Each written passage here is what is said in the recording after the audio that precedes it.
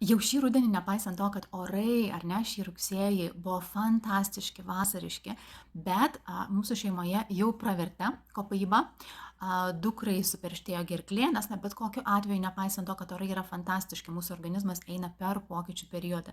Ir yra visiškai natūralu, kad sugrįžus atgal į kolektyvą, ar ne, vėl smegenims ir visam organizmui taikantis prie naujo režimo, atsiranda tam tikri iššūkiai.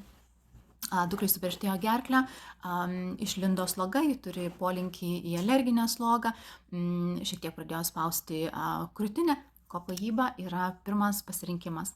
Man, vėlgi, beskubant iš vienos vietos į kitą, sušilus, galbūt vėjas truputėlį smarkiau paputė, galbūt kondicionieriai ar ne, parduotuvėse veikia pilnu tempu, susuko nugarą. Vėlgi, pirmoji priemonė, ar ne, pirmoji pagalba, ką pasitelkiu, tai yra kopaibos eterinis aliejus.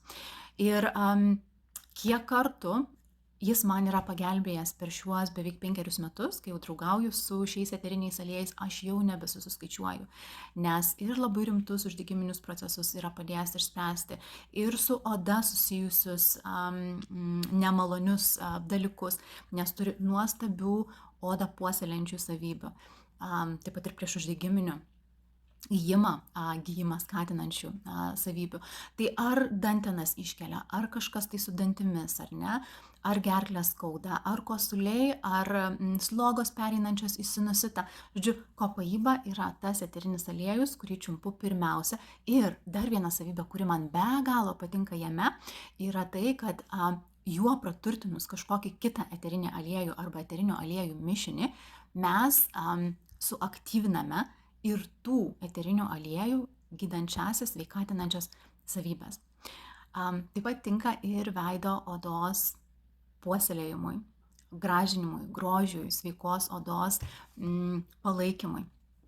Tai vienas mano mylimiausių eterinių aliejų, kuris dar ir nuostabiai švelniai ir labai maloniai kvepia, palankiai veikdamas mūsų nervinę sistemą. Ypatingai naudingas žmonėms, kurie eina per nerimo epizodus, nerimo etapus.